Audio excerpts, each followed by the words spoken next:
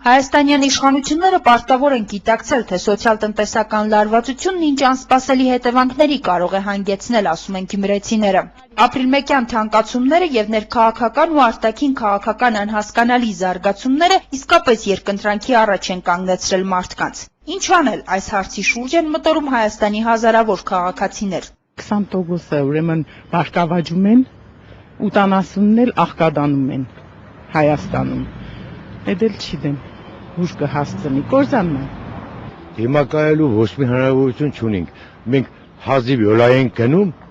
թոշակով, աշխատատեղ չկա լեննականին ոչ մի բան գոյություն չունի, ֆուտբոլային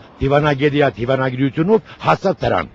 Աշխատանք չունեն մարդիկ, թեկուզ կամ բոլոր անտառներն աշխատեն։ Այս ցածր աշխատավարձով 30,000 դրամով մարդը կարող է, հələ թող մեր ղեկավարությունը մի օր աշխատավարձները փոխանակենք, մի ամիս։ Իրենք կարող են ապրել։ Հնարավորություն չունենք ապրելու։ Եթե մարդը չկարողանա, Ստալինյան դարաշրջանին հասանք մենք արդեն, ոնց որ կարողանանք հազիվ հաց ու պանիր, բայց պանիրը չենք կարող ուտել։ Ես կզգամ, որ ժողովրդին զորով սեն ելեք գնացեք ստեղից։ Ձեր մեր կարիքը չեն զգում։ Մեր ժողովուրդը միայն պարտականություններ ունի Հայաստանում, իրավունքներ չեմ զգում ես։ Իսկական գնում ենք առաջ Հայաստան։ Մի քայլ առաջ, երկու քայլ հետ։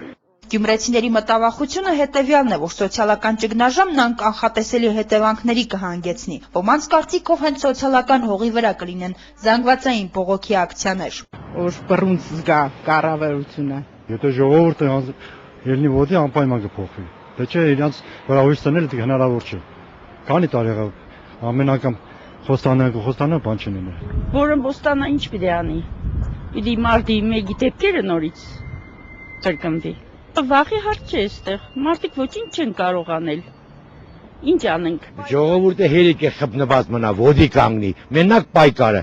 10 հոգու սպանի խոտ 100,000 հոգի չեն կարող սպանել։ Քաղաքացիների մի հատված իրավիճակից դուրս գալու այլընտրանքը համարում է արտերկիր մեկնելը։ Մենք այսօր հանդիպեցինք մի քանիսին, ովքեր խոստովանեցին, որոշել են վաճառել իրենց բնակարանը եւ հեռանալ Հայաստանից։ Մենք ընդհանրապես պիտի գնանք Հայաստանից, բայց ստեղ մնացողներին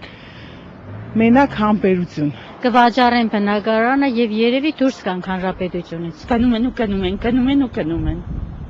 Ես առաջ դեմ էի, որ գնում են, բայց հիմա ինչ որ միտեղ կողմ են, որ գնում են։ Այո, հացի խնդիր է։ Իսկ եթե ձեր օրինակին հետևեն շատերը, ապա ովքեր են պայքարելու հանուն հայրենիքի բարօրության կամ ուր մնացին հայրենասիրական վեհ գաղափարները, պատասխանը հետևյալն էր։ Այ մերցնում են այդ գաղափարների երիտասարդների մեջ։ Երիտասարդների քանի տոկոս աշխատանք չունի, միայն այդ։ Ես այդպես վերցրեք։ Քանի տոկոս աշխատանք չունի։ Էլ կսիրես այդ հայրենիքը, ինչ անես, որ հայրենիքին օգնես, ինչով օգնես, արեք օգնենք։ Ոնց օգնենք հայրենիքին։ Շատ հայրենասեր եմ, շատ եմ սիրում, մանավանդ իմ Գյումրի քաղաքը, մանավանդ իմ բնակարանը, իմ աչքս իմ տանս վրա է, որ մենք թողնենք հեռանանք։ Իդեպ հարցված գյումրեցիները խոսեցին նաև քաղաքական կուլիսներում շարքային քաղաքացու համար անհասկանալի զարգացումների մասին։ Ռոբերտ Քոչարյան, Սերժ Սարգսյան հակասություններ, Գագիկ Ծառուկյան եւ Հայաստանի Հանրապետական կուսակցություն լարված փոխհարաբերություններ։ Ինչի կարող է հանգեցնել այս ամենը եւ ընդհանրապես հնարավոր իշխանափոխության մասին խոսակցություններին ինչպես են վերաբերվում գյումրեցիները։ Երազում եմ թե երբ պիտի այդ օրը կա, այդ օրը Ես միջև սեպտեմբերը կհամբիրենք հələ։ Ինչ պետք է փոխվի։ Մյուսները պետք է կան նույն բաններն են էլի, այդ ցավտանին։ Նույն բանը կերն էլի, տարբերություն չկա։ Իրանք որ կզվրտան մեր վիճակը վատ կերն ավելի։ Կզվրտոցը ոչ մի բան չի ունի։ Իրանց մեջ դու որը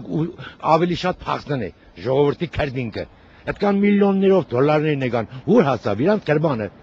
Հին Հռոմում մարդկանց առօրյա հոգսերից շեղելու հիմնական միջոցը նրանց զվարճացնելն էր։ Հիմա Հայաստանում նմանատիպ մի իրավիճակ է։ Ծանր սոցիալ-տնտեսական արտաքին քաղաքական խնդիրները հնարավորինս քողարկվում են, թեկուզ եւ այս եղանակով։ Արմինե Վարդանյան, Համբարձում Պապոյան, Կալանյուս։